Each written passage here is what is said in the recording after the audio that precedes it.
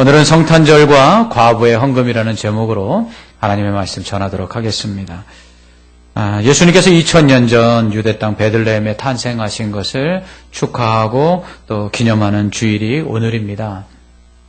그래서 오늘 오후 예배 시에는 성탄 찬양 축제로 예수님의 탄생을 2000년 전 천사들이 처음 노래한 것처럼 우리가 하나님 앞에 노래로 또 찬양으로 영광 돌리며 주님의 나심을 기뻐하려고 합니다. 그리고 내일은 주님의 나심을 함께 축하하며 또 예배하고 예배를 드린 후에는 떡국을 나눠 먹기 위해서 내일 교제하는 시간을 가지려고 합니다. 그러므로 오늘 저녁에도 많이들 오시고 또 내일 11시에 이곳에 오셔서 함께 주님의 나심을 축하하고 예배하며 떡국을 통해서 같이 교제하시는 성도들 되시기 바랍니다. 이처럼 예수님의 탄생은 우리가 축하할 기쁨의 소식입니다. 특히 예수님은 자신이 이 땅에 오심에 대해서 이사야서의 말씀을 인용하여 이렇게 말씀하셨어요.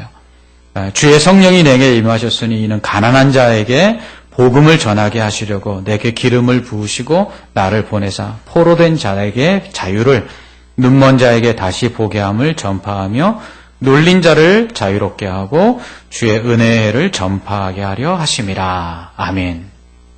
예수님께서 이 땅에 오신 것은요, 가난한 자들에게 복음을 전하고 또 눈먼 자들을 뜨게 하고 또 갇힌 자들을 자유롭게 하고 고통 가운데 있는 자들에게 평안을 주러 오셨거든요. 그래서 예수님은 이 땅에 오셔서 그 공생애를 살아가시는 동안에 가난한 자들의 친구가 되시고 죄인들의 친구가 되시고 그리고 병든 자를 고쳐주시고 그리고 장애를 가진 사람들을 회복시켜 주십니다. 그런데 오늘 본문에서 예수님은 가난한 과부가 생활비 전부를 헌금하시는 걸 보고 헌금하는 것을 보시고 칭찬하십니다. 그런데 그 다음에 아무 일도 하지 않으세요. 가난한 과부의 생활비는 2렙돈이었습니다. 렙돈은 작은이라는 뜻을 가지고 있는 말인데요. 이것은 당시 통용되던 화폐의 최소 단위입니다. 렙돈은 구리로 만든 동전입니다. 이 아사리온의 8분의 1, 고드란트의 2분의 1에 해당합니다. 예수님은 참새 2마리가 한 아사리온에 거래된다 이렇게 말씀하셨어요. 그러니까 한 렙돈은 참새 1마리의 4분의 1에 해당합니다. 그러니까 2렙돈은 쉽게 생각하면 참새 반마리 값밖에 안 되는 거죠. 가난한 과부는 참새 반마리 값으로 생활하는, 그리고 그것이 가진 전 재산이었던 가난한 사람이었습니다. 그런데 이렇게 가난한 과부가 그 전부를 헌금합니다. 예수님 그걸 칭찬하세요. 이런 가난한 과부의 생활비 전부를 하나님께서 기쁘게 받으셨다는 뜻입니다. 이 과부는 가진 소유의 전부를, 생활비 전부를 드렸으니까 이제 어떻게 됐을까요? 하나님의 말씀, 하나님은 말씀 한마디로 세상을 창조하시는 분이신데 이 가난한 과부의 2렙돈을 꼭 받으셔야만 했을까요? 이렇게 과부의 전 재산을 다 헌금하는 걸 보고 칭찬만 하시는 예수님은 그 다음에 무엇을 했는지 성경은 전혀 기록하고 있지 않습니다. 이 모습을 볼 때 예수님 정말 가난한 자들의 친구이신가요? 하나님 정말 가난한 자들을 사랑하실까요? 참새 반마리 값밖에 안 되는 그 생활비 전부를 하나님께 드리는데 하나님 그걸 정말 기쁘게 받으셨을까요? 오늘 말씀은 우리에게 무엇을 교훈하고 있을까요? 먼저 바리새인과 사두개인 그리고 서기관들의 질문을 받으신 예수님은 그들의 질문에 지혜롭게 답변을 하십니다. 이렇게 유대주의자들의 질문을 받으신 것은 다름 아닌 성전이었어요. 그리고 이렇게 유대주의자들의 질문에 지혜롭게 답변하신 예수님은 이제 성전에 앉아서 헌금하는 사람들의 모습을 이렇게 지켜보고 계십니다. 이 말씀을 보다가 갑자기 그런 생각이 들었어요. 예수님이 만약 이 자리에 오셔갖고 우리가 헌금하는 시간에 이렇게 지켜보고 계신다면 과연 우리에게 어떻게 하실까? 그런 생각을 좀 해보았습니다. 아마 과부들처럼 칭찬하지 않았을까라는 생각을 해봅니다. 올 한 해도 이제 마무리하게 되는데요. 교회는 한 해의 끝에 결산을 하고 또 예산을 세우게 됩니다. 다음 주 오후 예배 마치고는 이제 재직회를 통해서 결산한 것과 또 예산 편성한 것들에 대해서 확정을 하고 그 다음 주인 2018년도 새해 첫 주에는 공동의회를 통해서 다시 한번 그것을 재확정하게 됩니다. 올해도 참으로 하나님께서 부족하지 않게 채워주셨습니다. 많은 성도들이 정말 열심히 헌금을 하셨기 때문입니다. 건축헌금 부분에서만 예산 세운 것보다 좀 부족했지 나머지 부분에서는 그렇게 부족함이 없이 예산한 대로 모든 예산 계획대로 재정들이 들어왔습니다. 건축헌금 끝나신 분들도 계실 텐데요. 다시 한번 작정해 주시면 또 감사하겠고요. 아직 작정하시고 계속해서 내고 계신 분들은 더욱더 힘써서 또 작정하신 서원대로 하나님 앞에 갚으시기 바랍니다. 아무튼 올 한 해 성도들이 열심히 헌금을 드렸기에 교회 재정이 어려움 없이 모든 사역들을 잘 감당할 수 있었습니다. 온 교회를 대표해서 제가 성도님들의 그 수고에 감사를 드리고 또 이렇게 수고하고 헌신한 자들에게 오늘 가난한 과부를 칭찬하신 것처럼 예수님께서 칭찬하시는 은혜가 있을 줄 믿습니다. 오늘 본문에는 가난한 과부만이 아니라 또 다른 사람들이 헌금을 하는 모습이 기록되어 있습니다. 그들은 부자들이었습니다. 부자들은 헌금함에 많은 돈을 넣었습니다. 당시 헌금함은 나무로 만든 궤짝이었는데요. 그 위에 구멍을 뚫고 여러분 예전에 추궁기 이렇게 전축 오래된 구형 전축 생각을 해보시면 알겠는데 스피커가 나팔처럼 되어 있죠. 그래서 성전에 헌금하면은 이 나팔과 같은 입구를 만들어서 그 위에 동전을 부어 넣었습니다. 당시에는 지폐가 없었으니까 동전으로 헌금을 드렸지요. 그러면 그 소리가 짜르르 하고 헌금함에 떨어지는 소리가 들렸습니다. 부자들은 헌금을 자루채 가져와서 헌금을 드렸습니다. 그러나 가난한 과부는 동전 2닙을 헌금함에 넣었던 것입니다. 이 모습을 보신 예수님은 제자들에게 내가 진실로 너희에게 이르노니 이 가난한 과부는 헌금함에 넣는 모든 사람들보다 많이 넣었다. 이렇게 말씀을 하십니다.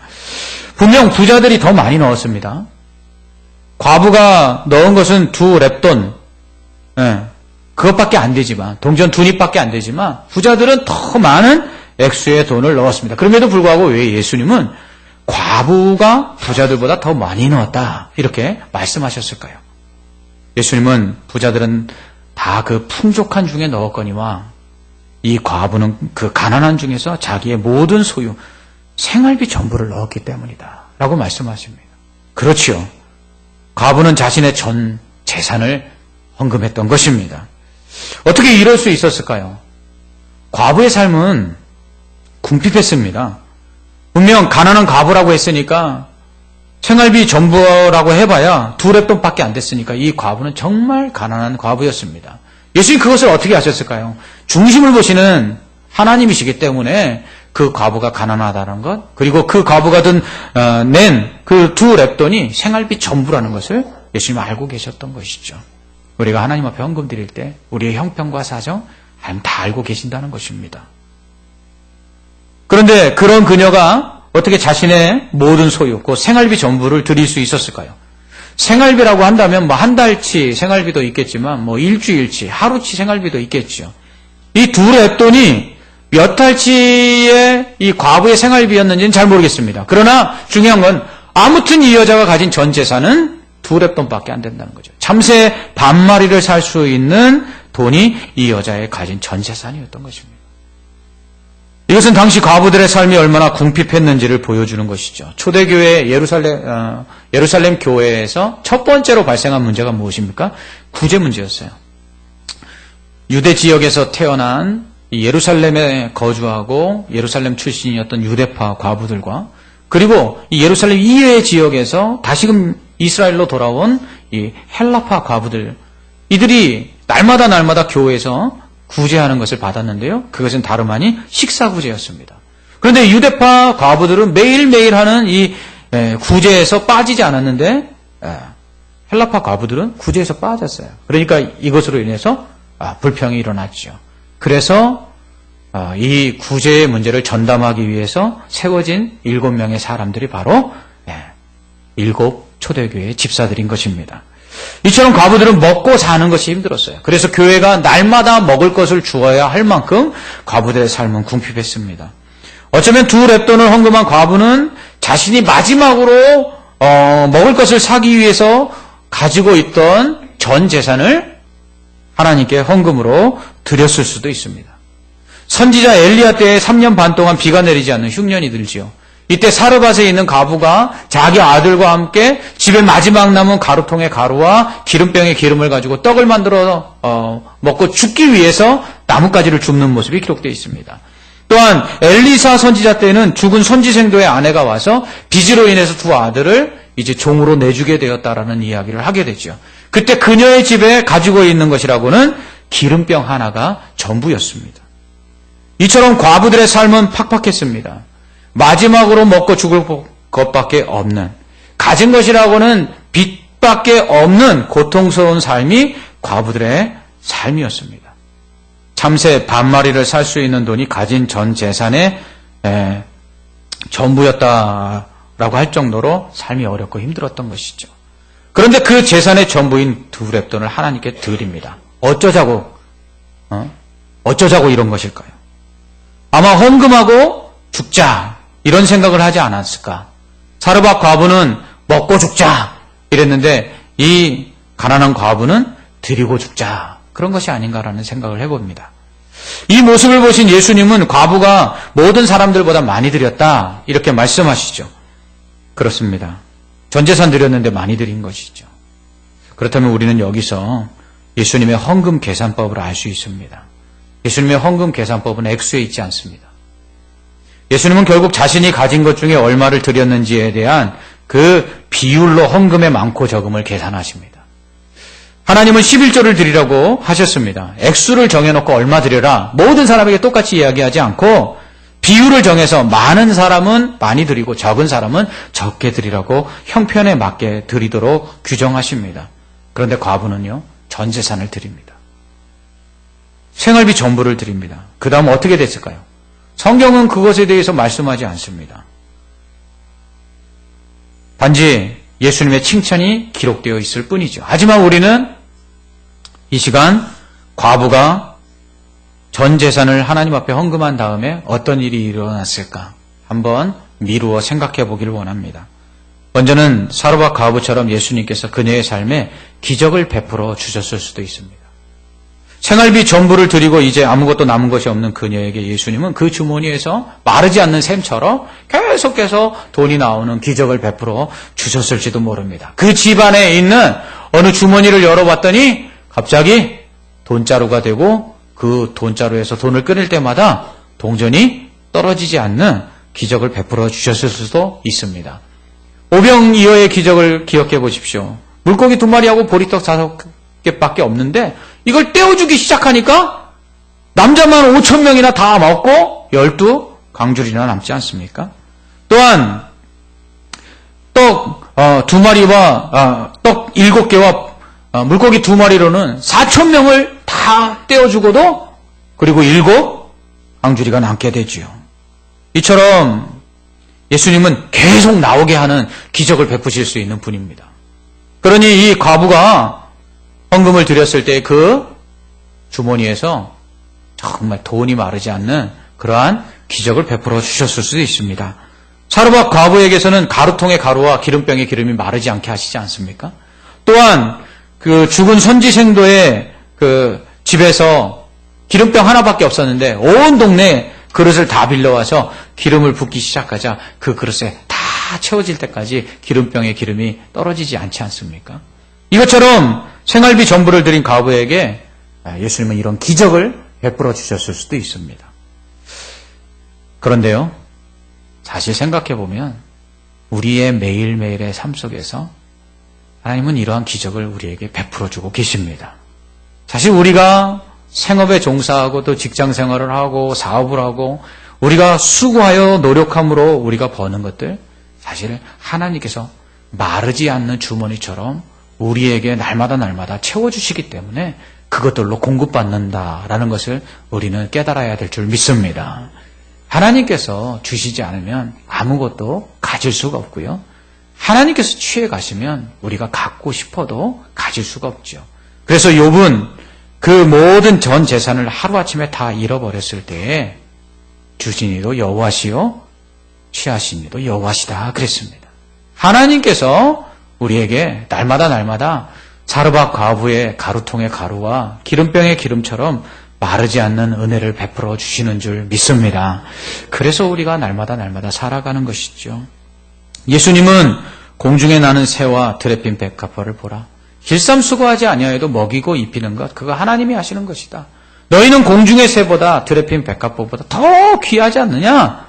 하나님께서 먹이시고 입히실 것이니까 무엇을 먹을까, 무엇을 입을까, 무엇을 먹을까 염려하지 말아라 라고 예수님 말씀하셨습니다. 그러므로 과부가 가진 전 재산인 생활비 전부였던 이 두 렙돈 다 헌금할 수 있었던 것은 바로 이 과부는 하나님께서 자기를 먹이시고 입히실 것을 책임지신다라는 것을 믿었기 때문입니다. 그러므로 헌금은 돈이 있어서 드리는 게 아니라 믿음이 있는 자가 드리는 것입니다. 이 헌금을, 이 내 가진 것을 드리면 하나님께서 나에게 필요한 것을 채워주시고 나의 인생을 붙들어 주신다라는 확신이 있는 사람은 믿음 안에서 헌금을 할 수 있는 것이죠. 부자들은 많은 중에 일부를 드립니다. 그들은 돈은 많았지만 전부를 드릴 믿음은 없었던 것입니다. 부자 청년이 영생을 얻는 방법을 알고자 예수님께 와서 물었을 때에 가진 전 재산을 가난한 자들에게 나눠주고 그 다음에 나를 따르라고 말씀하세요. 그때 부자 청년이 고민하며 갑니다. 왜요? 돈이 많아서. 여러분, 이 모습을 보신 예수님께서 뭐라고 이야기합니까? 부자가 천국에 들어가는 것, 낙타가 바늘귀로 들어가는 것보다 어렵다고 말씀하세요. 돈 많다고 헌금하는 게 아닙니다. 믿음이 있어야 헌금하는 것이죠.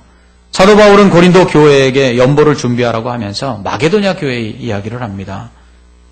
마게도냐 성도들은요, 힘에 지나도록 연보를 했다고 합니다. 연보라는 것은 구제 헌금의 일종입니다. 당시 어려웠던 교회들을 돕기 위해서 다른 지역에 있는 교회들이 헌금을 모아서 그것으로 어려운 교회를 도왔거든요. 그런데 이 마게도냐 교회가 힘에 지나도록 연보를 할 수 있었던 이유는 그들이 부유했기 때문이 아닙니다. 바울은 그들의 모습을 이렇게 이야기합니다. 환난의 많은 시련 중에 가운데에서 그들의 넘치는 기쁨과 극심한 가난이 그들의 풍성한 연보를 넘치도록 하게 하였느니라. 아멘. 바울은 이렇게 힘에 지나도록 마게도냐 성도들이 헌금을 할 수 있었던 이유는 바로 부유함 때문이 아니라 극심한 가난 속에서 믿음이 있었기 때문이다라고 말을 하고 있는 것입니다. 그러면서 바울은 이렇게 말합니다. 이것이 곧 적게 심는 자는 적게 거두고 많이 심는 자는 많이 거둔다 하는 말이로다. 각각 그 마음에 정한 대로 할 것이요 인색함으로나 억지로 하지 말지니 하나님은 즐겨내는 자를 사랑하시느니라. 그렇습니다. 헌금은요, 우리가 돈이 많아서 드리는 것이 아니라 믿음으로 드리는 것입니다. 그 믿음으로 드릴 때에 결국 하나님께서 기쁘게 받으시는 것이죠. 그래서 헌금은 절대로 부자라고 해서 많이 드릴 수 있는 것이 아니고요. 믿음의 분량만큼 드릴 수 있어요. 그러므로 믿음의 분량이 결국 헌금의 액수를 결정하는 것이죠. 뿐만 아니라 많이 드린 자는 많이 심는다라고 바울이 말한 것처럼 많이 드린 자에게는 하나님께서 또한 많이 채워 주십니다. 그러므로 가진 생활비 전부요, 모든 재산의 전부였던 두 렙돈을 드린 가난한 과부는 분명 드린 만큼 하나님께서 채워주시는 은혜를 받아 누렸을 줄 믿습니다. 또한 과부는 비록 이 땅에서 많은 것을 받지 못했다 할지라도 천국에서 큰 상급을 받았을 것입니다. 부자의 상에서 떨어지는 부스러기를 먹던 거지 나사로 천국에 가지요. 비록 이 땅에서는 부자의 상에서 떨어지는 것을 구걸해서 먹고 그 헌대를 개들이 와서 핥았지만 천국에서는 영생을 누리며 아브라함의 품에 안기게 됩니다. 비록 이 땅에서 받지 못한다 할지라도 천국에서의 상급이 있습니다. 그래서 예수님은 천국에 하늘의 재물을 쌓아두라 이렇게 말씀하셨습니다. 그러면 천국의 재물을 쌓아두는 방법이 무엇일까요? 그것을 예수님은 이렇게 말씀하시죠. 너희 소유를 팔아 구제하여 낡아지지 아니하는 배낭을 만들라. 곧 하늘에 둔 바 다함이 없는 보물이니 거기는 도둑도 가까이 하는 일이 없고 좀도 먹는 일이 없느니라. 천국에 쌓아두는 방법은 다른 게 아니에요.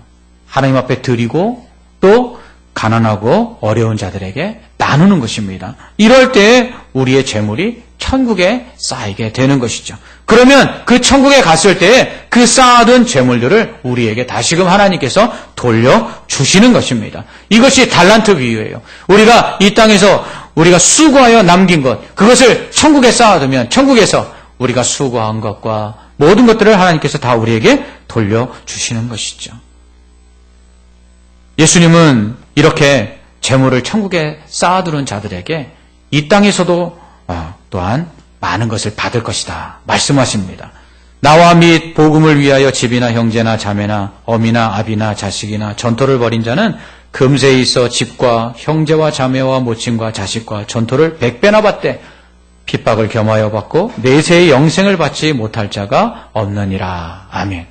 분명 하늘에서의 상급뿐만 아니라 이 땅에서의 상급도 우리에게 주시겠다고 말씀합니다. 그래서 잠언 11장 24절은 흩어 구제하여도 더욱 부하게 되는 일이 있나니 과도히 아껴도 가난하게 될 뿐이니라. 또한 28장 27절에서는 가난한 자를 구제하는 자는 궁핍하지 아니하려니와 못 본 채 하는 자에게는 저주가 크리라 라고 말씀합니다. 그러므로 가진 전 재산이요 생활비 전부를 드린 가난한 과부는 결코 어리석은 자가 아닙니다. 그녀는 하나님으로부터 보상받는 비결을 아는 여인이었어요. 그는 심은 대로 거둔다는 이 비밀을 깨달은 여자였습니다. 적게 심으면 적게 거두고 많이 심으면 많이 거두는 비밀을 알아서 많이 심는 지혜로운 여자였습니다. 그녀는 마게도냐 성도들처럼 비록 가난했지만 힘에 지나도록 하나님께 드리는 믿음이 있었습니다. 가난한 과부는 돈을 드리는 것이 아니라 믿음을 드리는 것이 헌금을 하는 이유인 것을 알았습니다. 이렇게 하나님께 드릴 때 하나님께서는 결코 가난해지지 않게 하시고 마르지 않는 샘과 같은 하나님의 은혜와 복을 베푸신다는 것을 그녀는 알고 있었습니다. 비록 이 땅에서 받지 못한다 할지라도 저 천국에서 반드시 보상받을 것을 알고 도둑도 동록도 해함이 없는 저 천국에 재물을 쌓아두는 지혜로운 여인이었습니다. 그렇다면 우리는 여기서 왜 예수님은 생활비 전부를 드린 여인을 칭찬하셨는지 다시 한번 알 수 있습니다. 하나님은 돈이 필요 없으신 분인데 왜 헌금을 요구하실까요? 그것도 가난한 자들에게 오히려 복권이 당첨되게 하시든지 대박이 터지게 하셔서 부자가 되게 하셔도 현찮을 텐데 오히려 가난한 자들의 그 정말 쌈짓돈과 같은 목숨줄과 같은 그러한 돈들을 헌금하라고 하나님은 말씀하실까요? 어떤 사람들은 마치 교회가 헌금을 강요하는 것처럼 생각하는 사람들이 있습니다. 그러나 교회가 헌금을 강요하는 것이 아니라 하나님이 우리에게 헌금 드리기를 요구하고 계신 것입니다. 11조를 드리는 것은 구약의 율법을 지키는 것이라고 말하는 사람들이 있습니다. 그렇다면 살인하지 말라, 간음하지 말라, 도둑질하지 말라라는 10계명도 구약의 율법인데 그것을 또 안 지켜도 되는 것입니까? 또한 헌금을 드리면 목사가 다 가져간다는 생각을 하는 사람들이 있습니다. 아닙니다. 목사 역시 교회가 정해놓은 예산 안에서 목사에게 허락된 사례만을 받아갈 수 있는 것입니다. 그렇다면 왜 하나님은 가난한 과부에게서 생활비 전부를 받으셨을까요?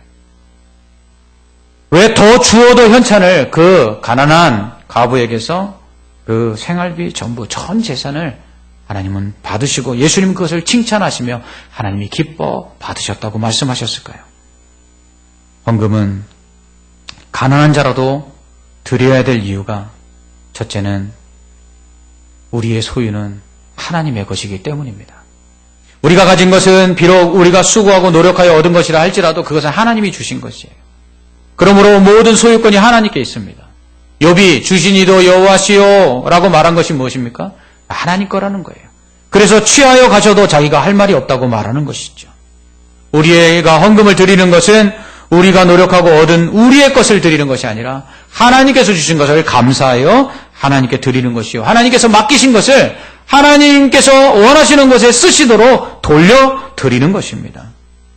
그러므로 주인 되신 하나님께서 우리에게 다시금 돌려달라고 원하시는 것을 우리가 돌려드리는 것. 이게 바로 헌금이죠. 그러므로 과부의 전 재산인 2렙돈도 하나님 것입니다. 과부는 그 일부가 아닌 전부를 드림으로써 자신이 가진 모든 것이 하나님의 것임을 인정한 것이죠. 그래서 가난한 과부도 헌금을 할 수 있고 헌금을 해야 하는 것입니다. 왜냐하면 우리의 가진 모든 것이 하나님의 것이기 때문입니다.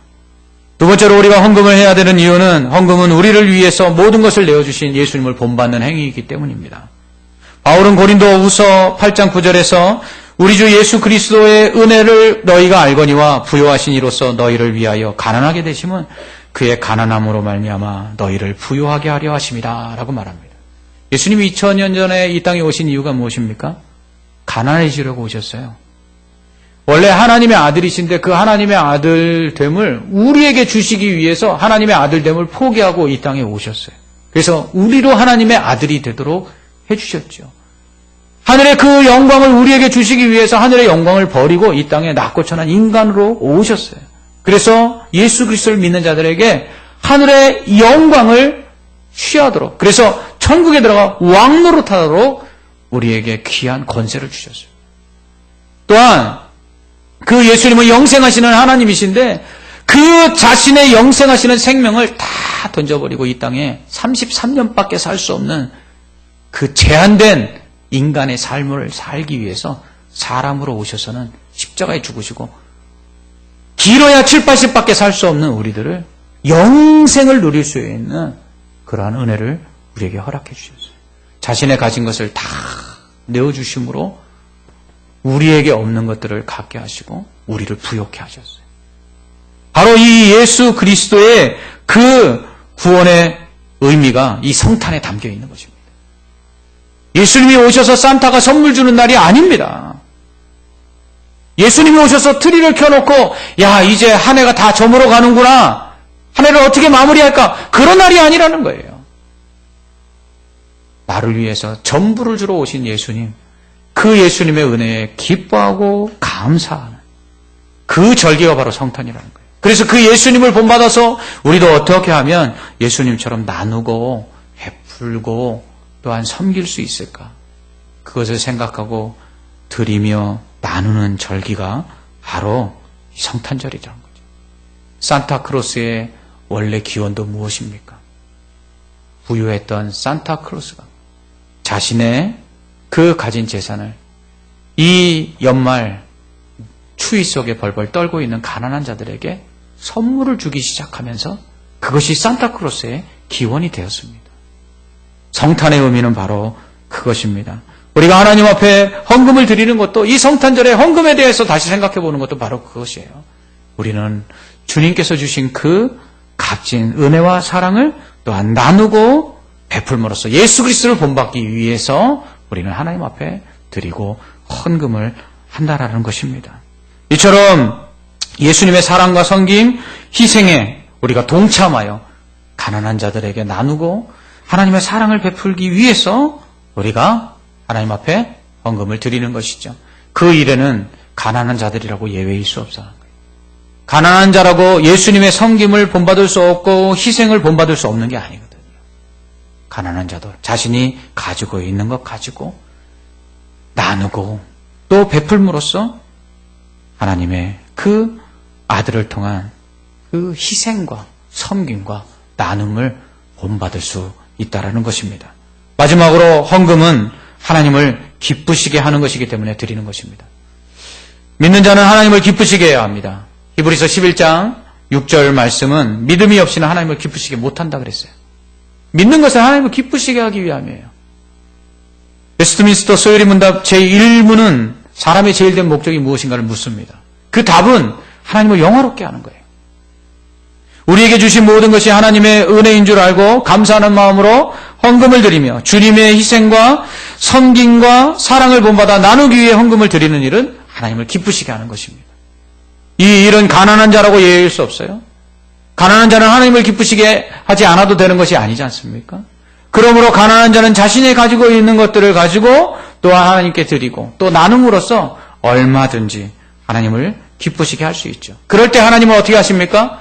그 하나님을 기쁘시게 하는 자들에게 하나님 채워주시고 그리고 약속하신 것처럼 이 생에서 100배나 허락하실 뿐만 아니라 저 천국에서 귀한 상급을 주시는 것입니다. 하나님은 하나밖에 없는 아들을 죄인들을 구원하시기 위해서 이 땅에 보내주셨어요. 그리고 아들을 아끼지 않고 내어주신 이가 모든 좋은 것을 우리에게 주시지 않겠느냐고 말씀하고 있습니다.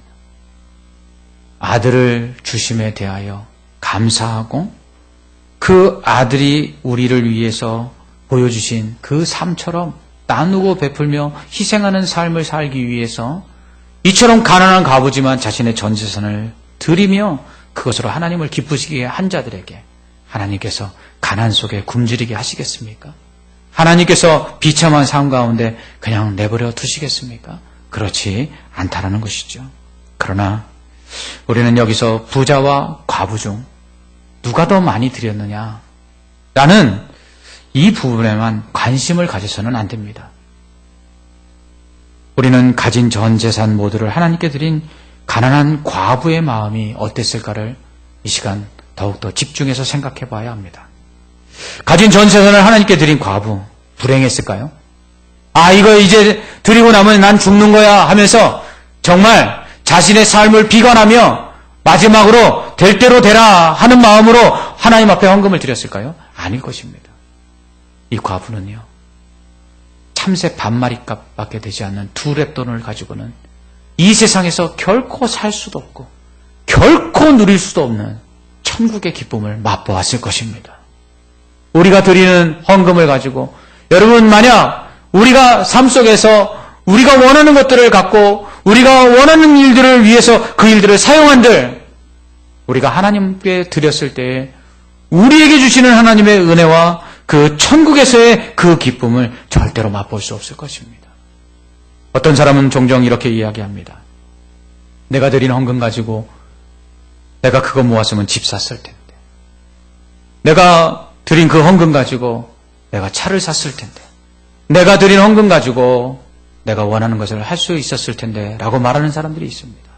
과연 그 사람들은 그 헌금을 아껴서 그들이 원하는 집을 사고 차를 사고 원하는 일을 이뤘을 때 이 두 랩돈 생활비 전부를 드린 이 과부가 누린 그 천국의 기쁨과 하나님이 주시는 그 놀라운 은혜를 과연 맛볼 수 있었을까요?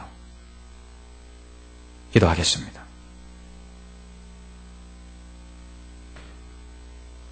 하나님 아버지,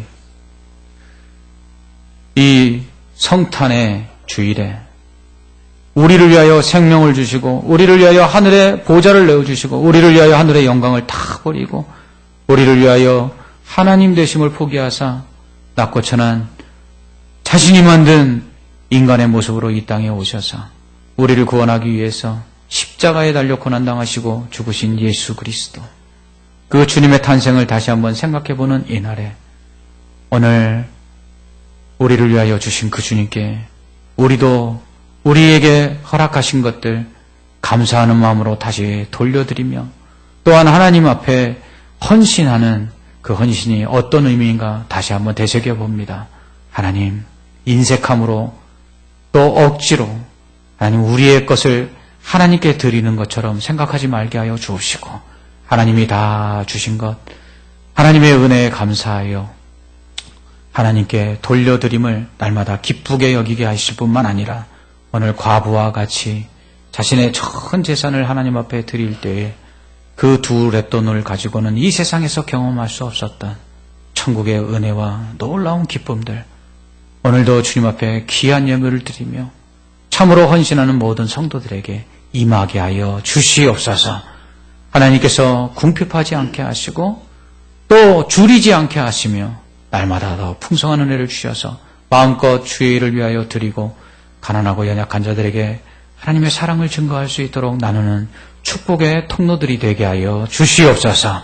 예수님 이름으로 기도합나이다. 아멘.